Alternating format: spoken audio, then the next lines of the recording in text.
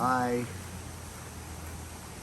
trying to make this place behind the museum special for you. You can see the water theme.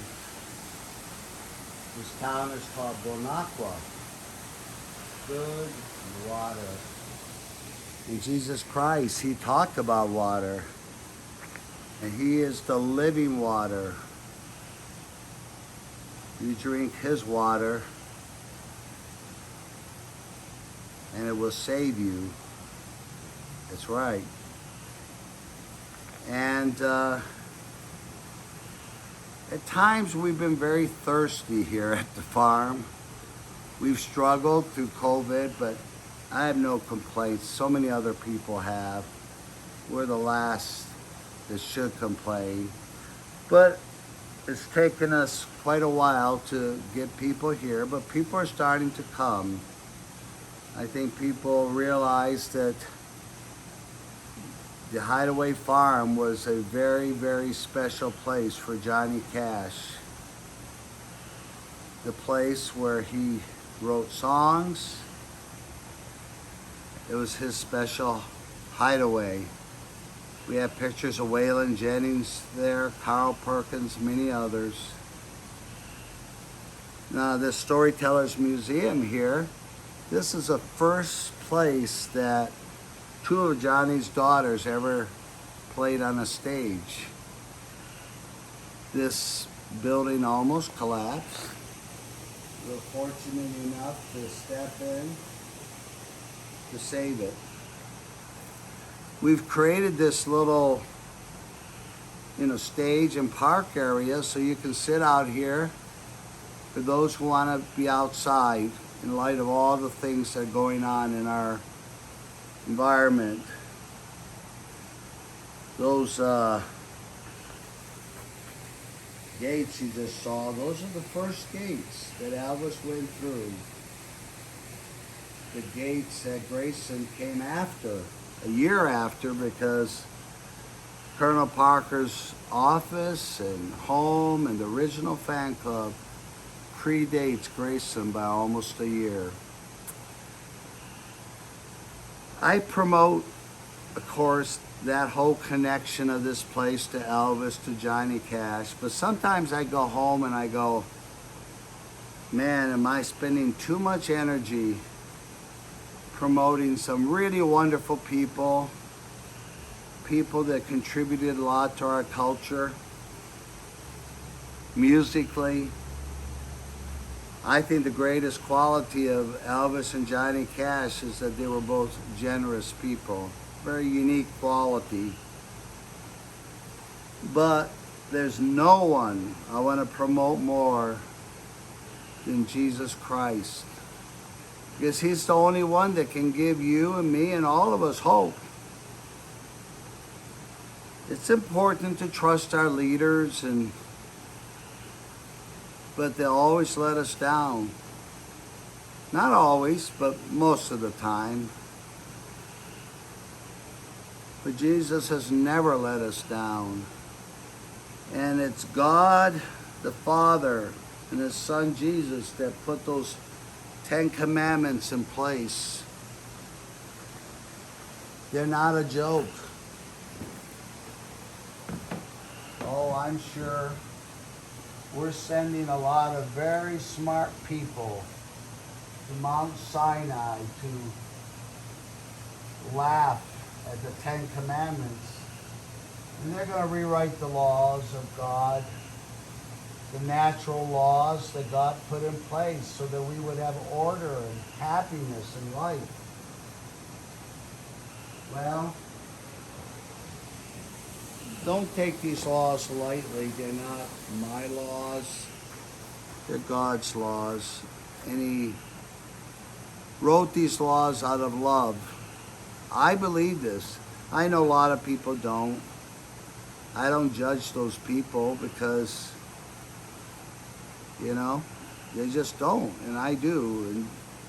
But I'm not ashamed of these laws.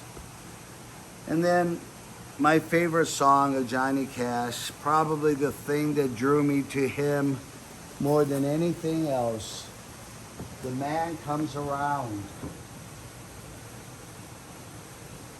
A lot of that song comes from the book of Revelation, when John is in prison on the island of Patmos. And he sees a vision from God, and God appears to him, and he begins to write the book of Revelation.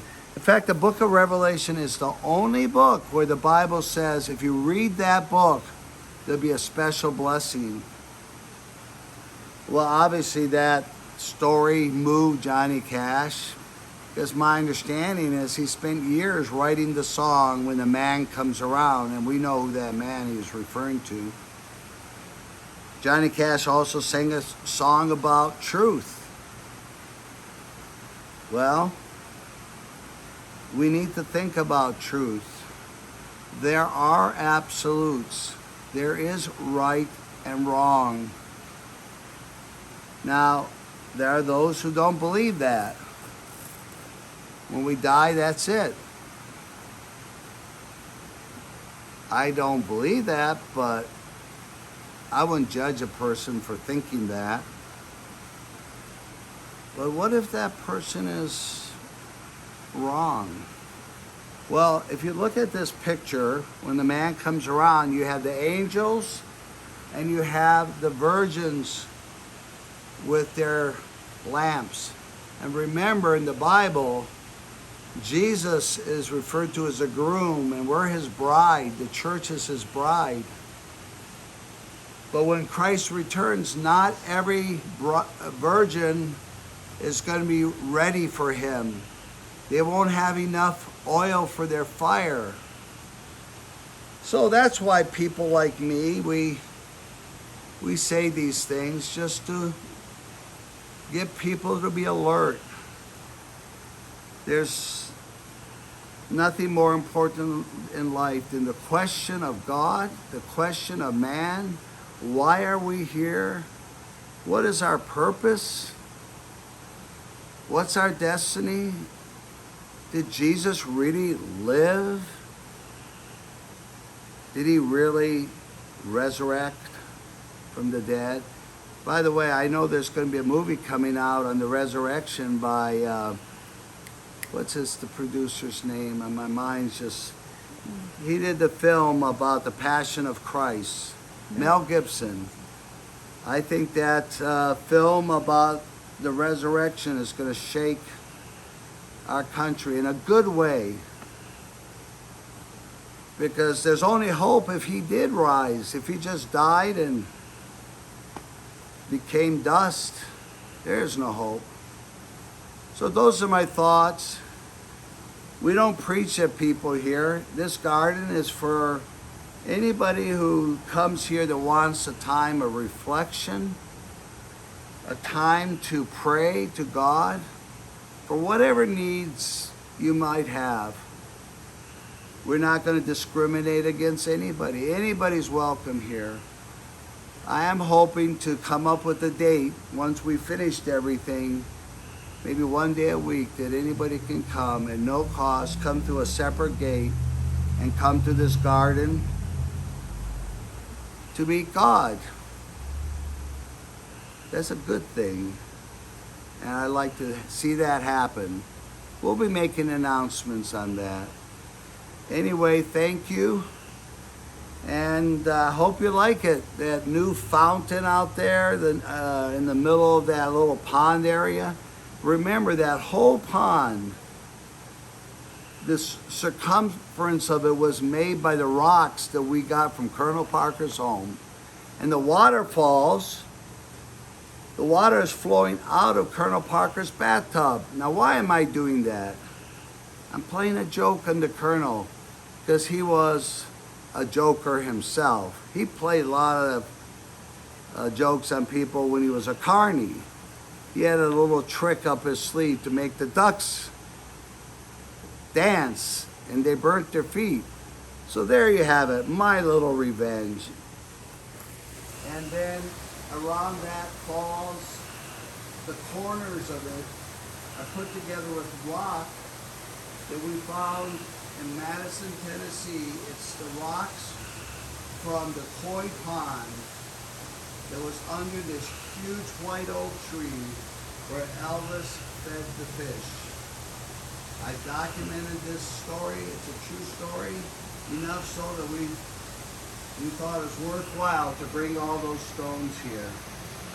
Well, anyway, there you have it. Come and enjoy this place. It's for you. God bless.